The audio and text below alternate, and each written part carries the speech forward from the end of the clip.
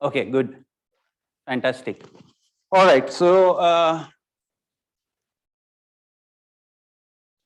I'll be talking about our experiments with mixtures of cold atoms, the machine which is very recently built in Raman Research Institute.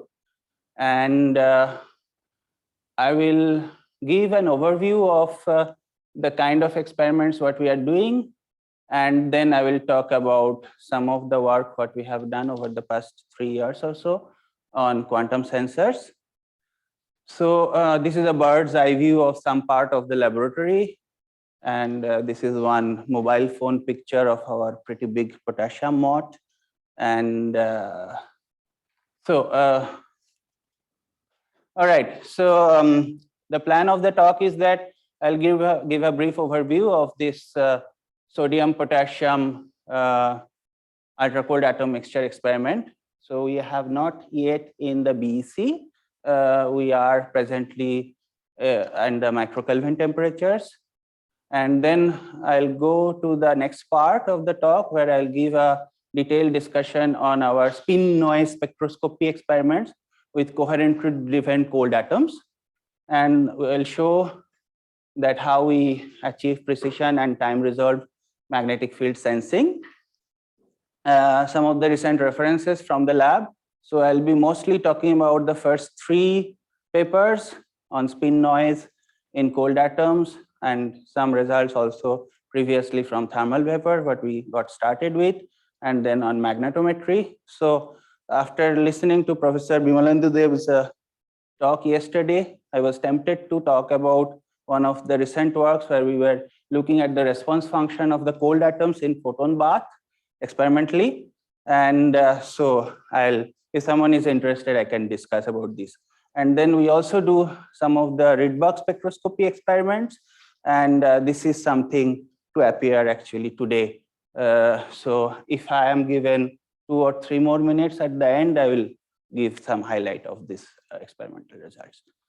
Okay, so this is the team. Sanjukta is a DST scientist and PI of this experimental laboratory. We are fortunate that we have fantastic theory collaboration in-house with Professor Supurna Sinha and Dibyendu Roy.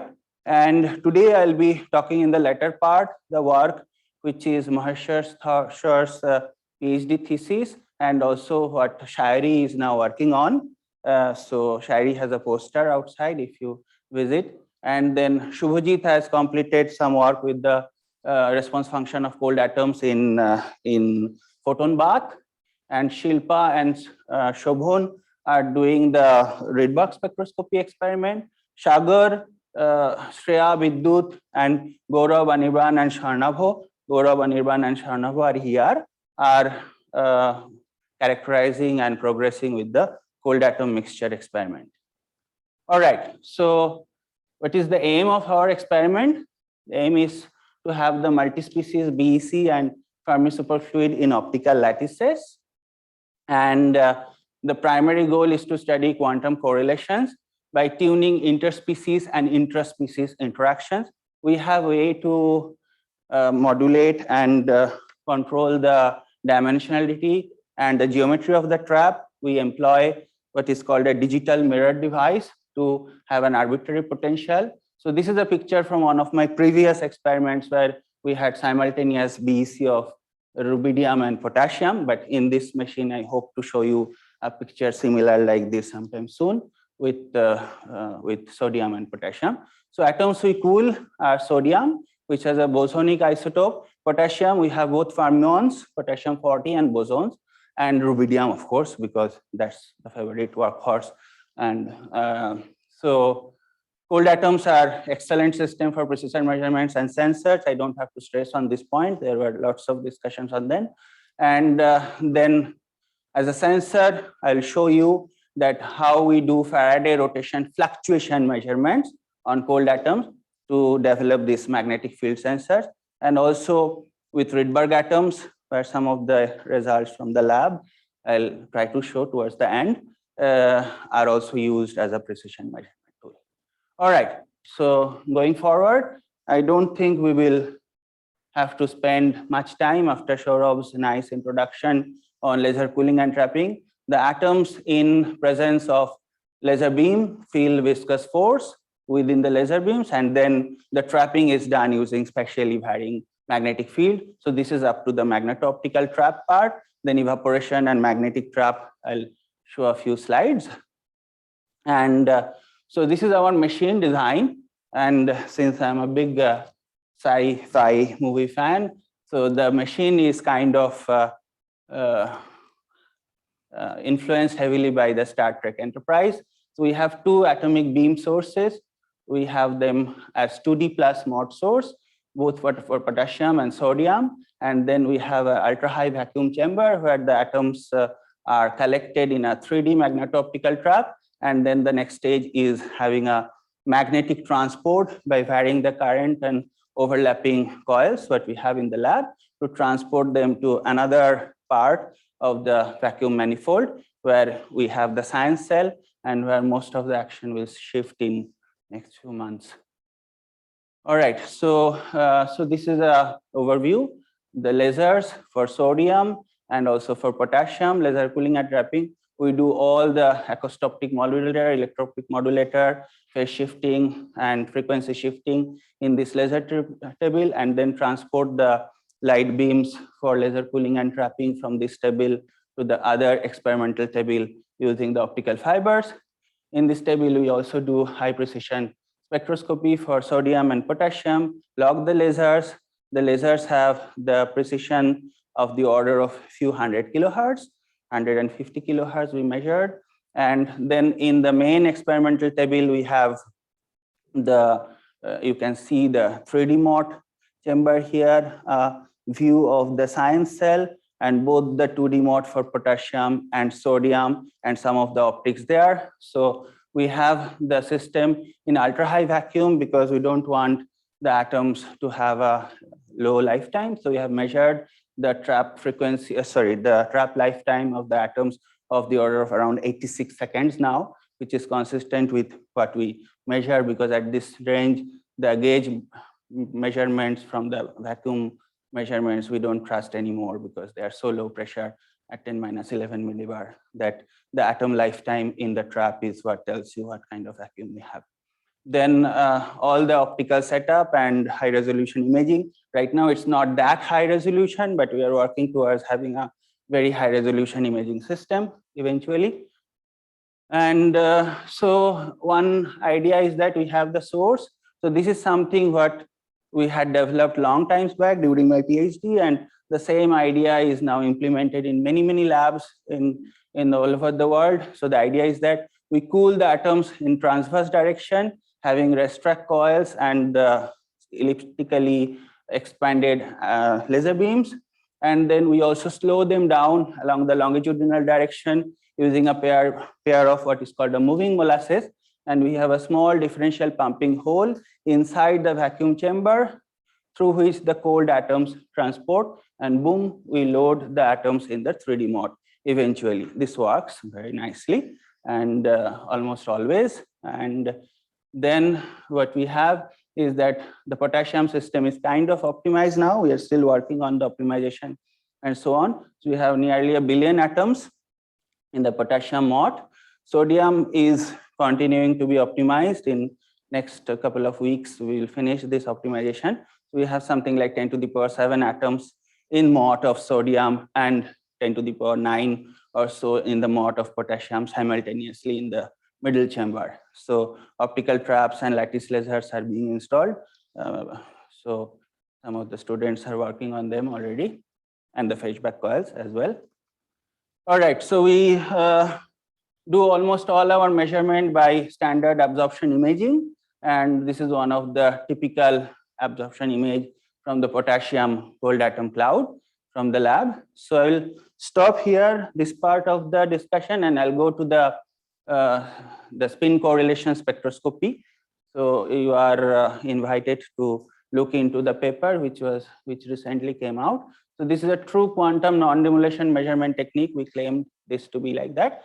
So what we do is that, so the idea comes from a pretty well-known idea of Johnson-Nyquist noise.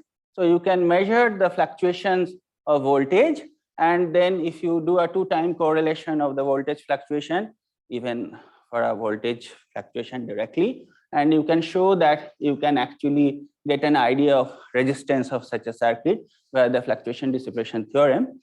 And then the idea is that if one can get resistance via the voltage fluctuation in such a circuit, how about trying to measure magnetic field by looking at the spin fluctuations of a given atomic system? So let's do the same thing for magnetic field measurement. This is a slightly different idea than what Ashok was talking about.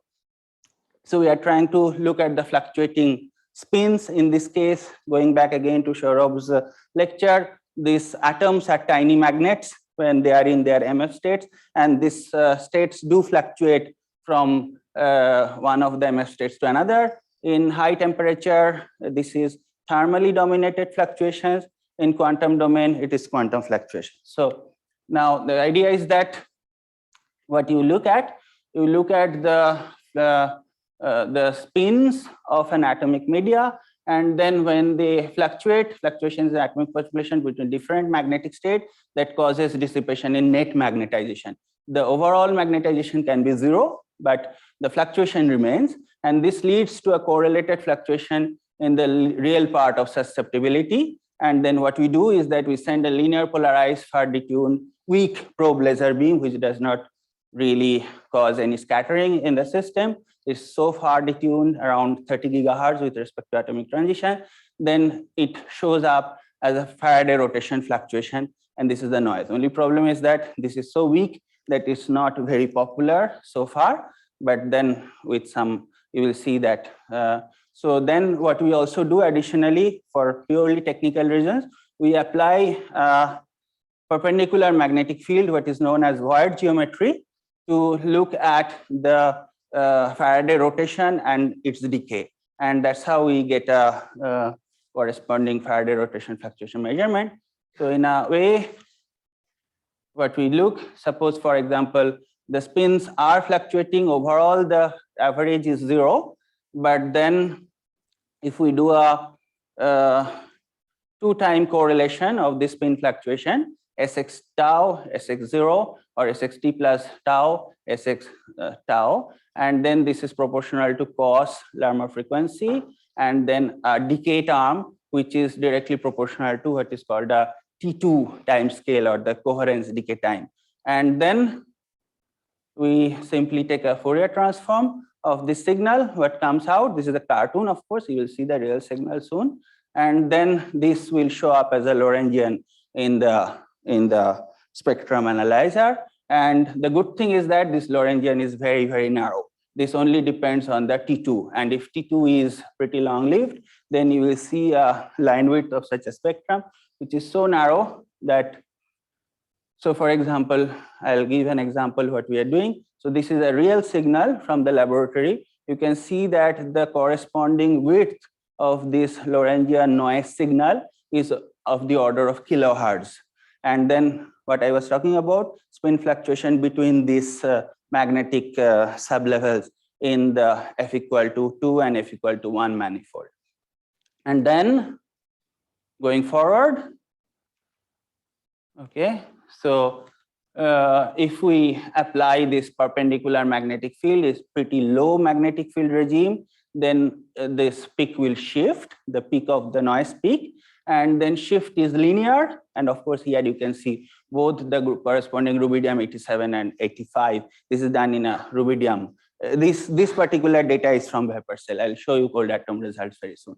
And then it's a linearly varying frequency position of the noise peak as a function of magnetic field. You already get the idea that you can scale this as a magnetic field sensor already. And the advantage is there that, you know, whatever intrinsic fluctuation of polarization or intensity fluctuation in the laser beam is there, that is totally neglected because we are doing a polarimetric measurement.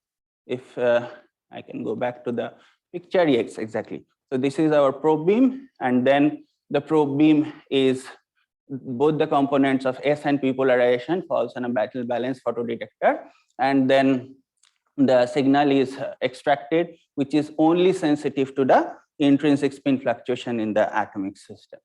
So any other fluctuations are totally ignored.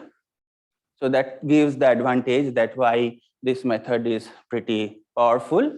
And then if we go to even higher magnetic field, then what is called the so-called bright-Rabi regime, where the nonlinear Zeeman effect already shows the noise peaks are shifting in the particular manner how this energy shifts should happen.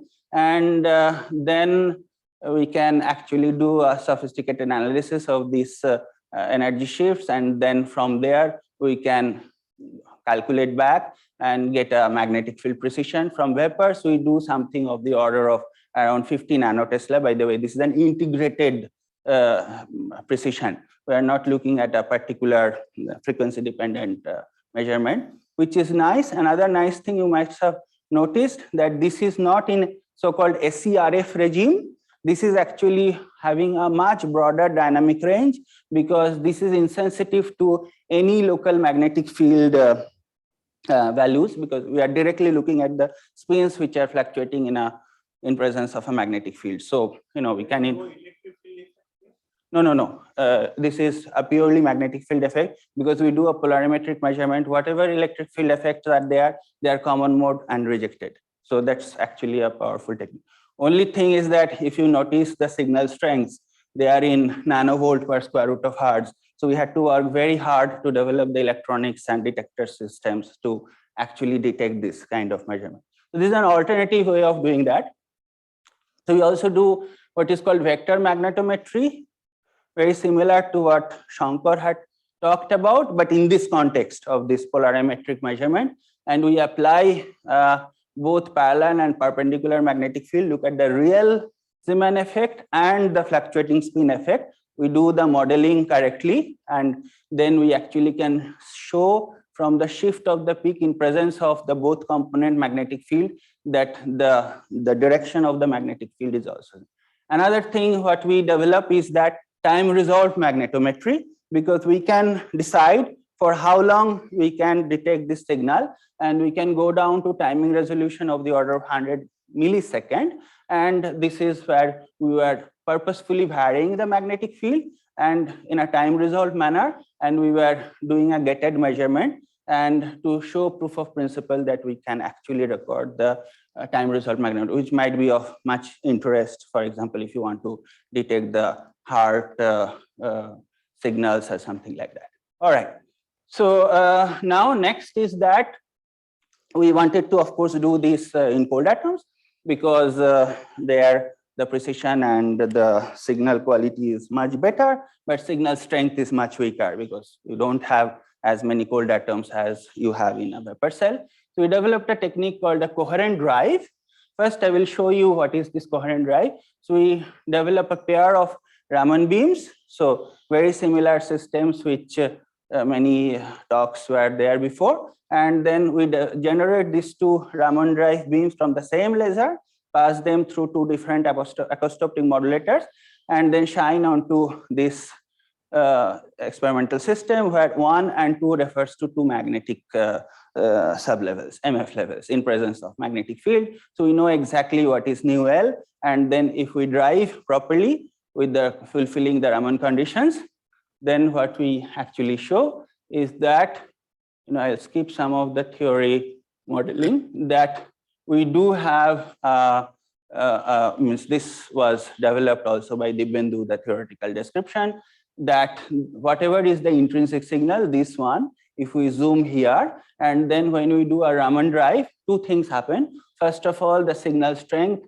becomes very high, nearly million-fold enhancement, and then the signal becomes very, very narrow, because in principle, these are like delta drives. And but it's only limited by the technical noise. And then once we scan our 2-photon Raman detuning frequency, we reproduce the intrinsic spin noise signal, but with a much higher signal to noise ratio. So these small little spikes, what you are seeing, so they are like stitching many, many data points as we scan the so-called delta 1, 2, that is the overall Raman detuning.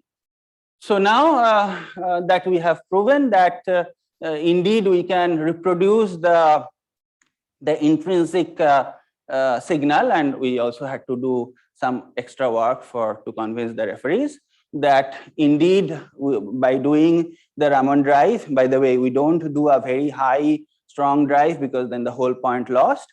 Then we do a pretty weak drive, and we can actually show that it follows the predictions made by our model, that we actually can actually reconstruct the intrinsic spin noise signal even in presence of coherent Raman drive. So that's the whole point of coherent Raman drive. I'll not go into detail. If someone has a question, I'll come back to this. Now, then what happens? This gives us confidence that now from cold atoms where intrinsic noise is not so easy to extract, let's do this in presence of Raman drive. So that's what we did. So this is our cold atom system for rubidium, where of course we have a 10 to the power 7 rubidium atoms, and this is an absorption image of the rubidium. And then what we do is that we do the same experiment in presence of the Raman drive. So this is our cell with rubidium magneto-optical trap, and then we send the orthogonally polarized Raman beams. I have not gone into the details of these because it has lots of similarity with what Shankar have talked about in terms of drives. And then we send a pi pulse, a pi polarized light and the sigma polarized light as two Raman beams. And then we also send the probe beam, which is falling on the detector. We are very careful not to let any part of the Raman beam fall on the detector. So all that is taken care. And then what we do is that we indeed see that as we send the probe beam through our Mott cloud, we do see a fantastic driven spin noise spectroscopy signal at the corresponding Larmor frequency that we prepare. And then we take a scan of this delta 1,2, what we had done before with the vapor, but in presence of the inhomogeneous magnetic field in a magneto-optical trap. Of course, we have an asymmetric line shape, which can be explained with a lot of background study what we have done here. I think I have some measurement. Yeah. By the way, this is very slow, so. All right. So this is what I was talking about, that in presence of inhomogeneous magnetic field, different part of the magneto-optical trap atom will respond differently to the spin drive. And then we actually take into account by doing several sets of measurements, which take into account, and then we develop a model of our own. We also had to take into account that these Raman drives are not just a single 3-level lambda type of a system, but many corresponding 3-level system. And we actually had to take into account this in our theoretical modeling. Once all this is done, what comes out is that we do see what is called this gamma prime. In a word, in the gamma prime tells you the decoherence rate of the spins. And then the interesting thing is that this decoherence rate from the cold atoms are of the order of a millisecond. So because 1 over this rate is the lifetime of this spin coherence, and which is pretty long lived already. And which means that if you want to use the spins for whatever, let's say, as qubits or scalable quantum information processing, etc., then these are something like remaining in coherence over millisecond time scale, which is good to do any futuristic measurements on that. Okay, so what I wanted to highlight, first of all, looking at the very narrow line width of this Raman coherence spin spectroscopy, we can show proof of principle that this is a very high precision magnetometer, but this is a proof of principle. You cannot take such a optical table and go and measure the magnetic field. On the other hand, the vapor cell ones, which are more portable, but they have a lesser precision, arguably so. And then we also can demonstrate that this time result measurement, and the highlighting point is also that this is very high dynamic range. We could demonstrate the magnetometers working up to several hundreds of Gauss. So this is definitely. So of course, cold atom shows a much longer coherence time, which can be exploited for spin-based quantum computation protocols for sure. I will be happy to discuss with anyone who has ideas along this direction. And then the natural extension is to explore spin fluctuation in strongly correlated and many-body quantum systems such as BECs. We are anyway going in that direction. And then this is one of the interesting projects what we are going to explore in the next few months.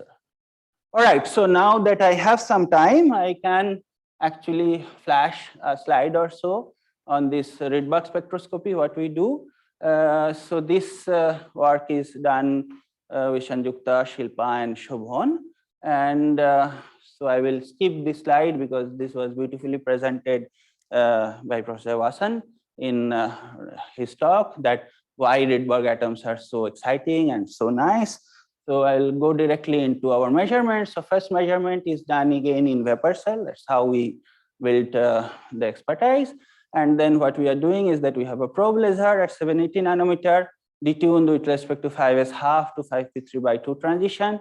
And then we have a coupling laser, which is at 480 nanometer, which is exploring high N and both S half and D 3/2 and 5/2. Of course, from P 3/2, you cannot go to a P state. So you can only explore the S and D states, but with these two photons. But then interesting thing is that once we can explore 3/2 and 5/2, we can look at the relative distance between 3/2 and 5/2 as we scan very high quantum numbers. And then what you can see, we have the hallmark of this experiment was that we have done a systematic study of around n equal to 45 to n equal to 124. Didn't miss even a single n level. And then we were looking at both S and then the D state and their separation. And we are very also interested to see that as we go to higher and higher S states, already the interactions effect shows up with few sigma that deviates from the standard this thing. And also, many things I have not included here is that we calculate the so-called quantum defect at high N and so on. So another point is that this is where we started a discussion with Rajesh recently, that we have this cold atom system, and then we are now looking at the G2 correlation from the cold atoms already. And then we wanted to see that once we Rydberg excite, because of the Rydberg interaction and so on, how the G2 correlation from the cold atoms are going to change. And then eventually the idea would be to Rydberg excite these cold atoms in steep trap. These are, by the way, we already have these atoms in a reasonably steep trap. And then the idea is that if we can explore the regime of crystallization in presence of Rydberg excitation and so on. So looking forward to those experiments. So I come to the end of the talk. So I have shown you a new state-of-the-art machine to experimentally study ultracold atomic gases. Some of the work is ongoing. We are hoping to get to dual degeneracy as soon as possible. Then this is a experimental technique I'm very happy to have developed over the time, that this is looking at the spin dynamics directly and also from the cold atoms. And then it will be interesting to see even at a lower temperature. Then this application include quantum sensing with high precision and high time resolution. And then what is also making us happy is this Rydberg atoms and the possibility to use them for further sensing. All right, so thank you very much. I will take any questions.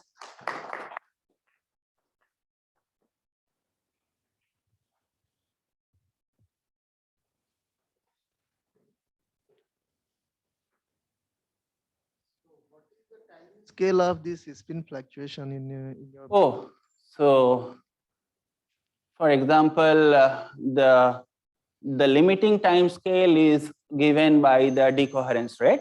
And this is, for example, in millisecond for cold atoms. And actually, to be honest, I suspect that the spin fluctuation rate in cold atom is even longer.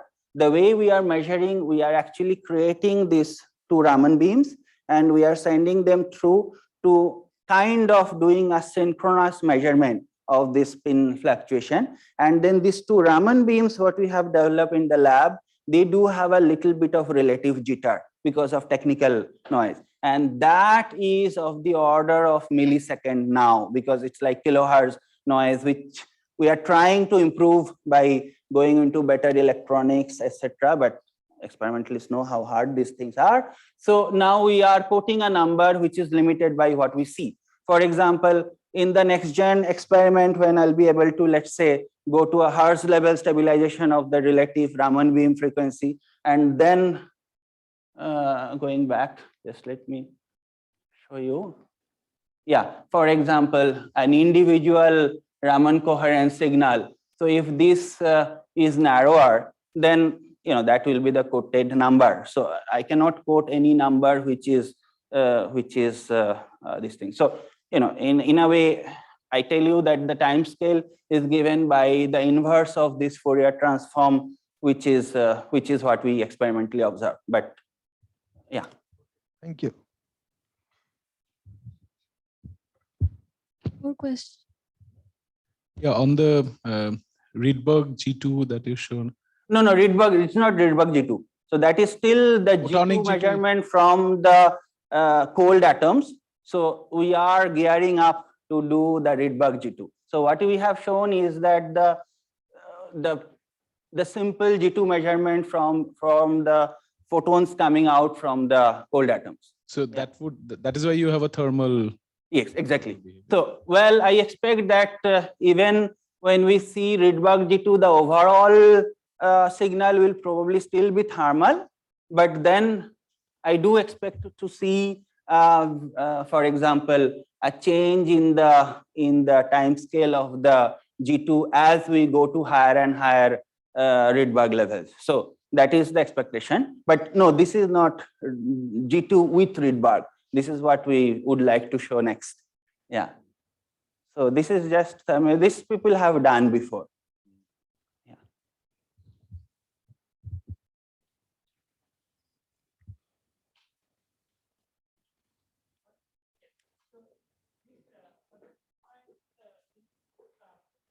I think this is generic question. So you have to put some field, right? External magnetic field. Well, for an intrinsic spin noise, that is not necessary. But then what will happen is the following. I'll show you. See, this peak will become broader. So the no, it will not become broader. What will happen is that this will appear at DC. I know that. And you know the problem when a peak appears at DC. I know. So yeah. That's what exactly my. So have you done a study of how the width changes? With yeah, we have. Does it increase with the lowering of the field? Well, actually, it's the other way. It decreases because you are going closer to what is known as SCRF regime, the spin exchange relaxation free. Now, in spin exchange relaxation free regime, we do have data, and actually, this is something what we are exploring, that when you go indeed to a very low field, because this we can do, the experiment is shielded and so on. In that regime, if we also do the Raman drive, so this is something new, means this spin noise spectroscopy in presence of Raman drive. So this is a good question. And in SCRF regime, the width of this intrinsic spin noise becoming smaller is something known. It's not that, to answer your question, it actually decreases.